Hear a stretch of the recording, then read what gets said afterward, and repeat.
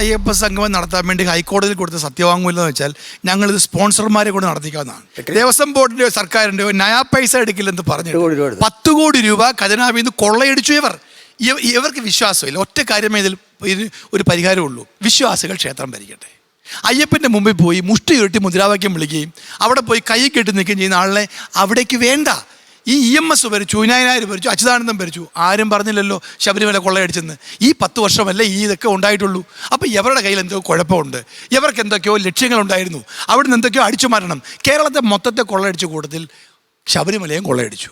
ഇതാണ് സംഭവിച്ചിട്ടുള്ളത്. ഈ അന്വേഷണം ശരിയായത് നടക്കണമെങ്കിൽ ഇവര് SIT കയ്യിൽ നിന്നും പിടിവലിക്കണം. ഇദ്ദേഹം ചോദിച്ചു, SIT നന്നായി പോകുന്നില്ലേ?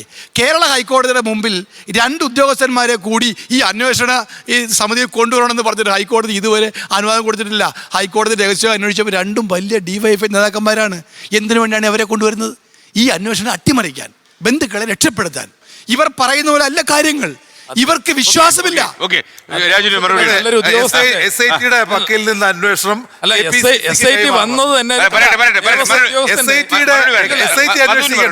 SIT അന്വേഷിക്കേണ്ട KPCC ശബരിമല കൊള്ള അന്വേഷിക്കും എന്നാണ് ഇപ്പൊ മധു പറഞ്ഞു വരുന്നത്. എന്ത് കഷ്ടം പിടിച്ച ഏർപ്പാടാണ് ഇവിടെ നമ്മുടെ സംസ്ഥാനത്ത് പോലീസ് സംവിധാനം. ഇങ്ങനെ ഒരു ആരോപണം നടത്തുന്നതിൽ മധുവിന്റെ താല്പര്യം എന്താണ് താങ്കളുടെ അഭിപ്രായത്തിൽ? കനകലുവിന്റെ വാക്കുകളാ. കനകലുവിലെ മൊത്തം PR കനകലുവാണ് KPCC. KPCCക്ക് അഭിപ്രായം ഇല്ലല്ലോ. KPCC പ്രസിഡന്റ് എന്ത് പറയണമെന്നുള്ള കനകലു. അല്ല, അങ്ങനെയാണെങ്കിൽ കനകലുവിനെ പ്രതിപക്ഷ നേതാവ് എന്ത് പറയണം കനകലു തീരുമാനിക്കും. അങ്ങനെയാണെങ്കിൽ വയനാട്ടിൽ എന്ത് തീരുമാനിക്കണം പക്വതയെ കുറിച്ച് പറഞ്ഞ അങ്ങൊന്നും അടങ്ങും. കനകലുവിനെ KPCC പ്രസിഡന്റ് 25 വർഷം MLA ആയിരുന്നു. അങ്ങൊരു പക്വത കാണിക്കൂ. ഇത്രയേ ഉള്ളൂ. കനകുലുവാണ് ഇതിൻ്റെ എല്ലാ കാര്യമെങ്കിൽ പിന്നില്ലെങ്കിൽ കേരളത്തിലെ ഭക്തരായ എല്ലാ ലക്ഷക്കണക്കിന് ആൾക്കാർ കനകുരുവിന് ഒരു സ്വീകരണം കൊടുക്കണം. കാരണം അദ്ദേഹമാണല്ലോ ഇതെല്ലാം ചെയ്യുന്നത്. അദ്ദേഹം വന്നുകൊണ്ടാണല്ലോ ഈ കൊള്ള തെളിയിക്കപ്പെട്ടത്, പിടിക്കപ്പെടുന്നത്. അപ്പൊ അത് വേണ്ട. ഇപ്പൊ ഈ ഒറ്റക്കാര്യം ചെയ്താൽ മതി. ഇവർക്കിതിൽ പങ്കുണ്ട്. ഇവരുടെ ഒരാളെ പോലും വാസുവിനെ പുറത്താക്കുന്നില്ല, പത്മകുമാറിനെ പുറത്താക്കുന്നില്ല, സുധീഷ് എന്ന് പറയുന്ന ഒരു ഉദ്യോഗസ്ഥൻ വാസുവിനെ എവിടുന്ന് പുറത്താക്കാരാ?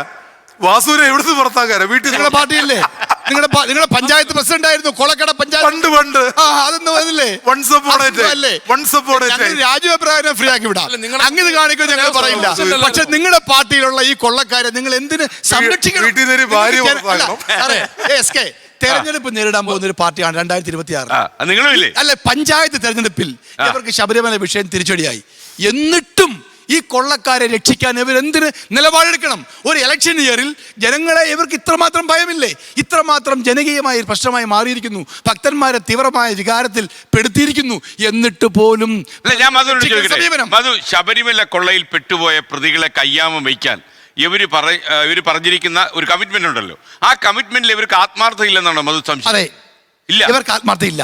അത് ഹൈക്കോടതി തന്നെ പലവരും പറഞ്ഞു. ലോകത്തെവിടെയായാലും ഏത് സമയത്തും 24 വാർത്തകളും ഓഗ്മെന്റഡ് റിയാലിറ്റി പാക്കേജുകളും എക്സ്പ്ലെയിനറുകളും വിശദമായി കാണാൻ ഞങ്ങളുടെ YouTube ചാനൽ നിങ്ങൾക്ക് സബ്സ്ക്രൈബ് ചെയ്യാം.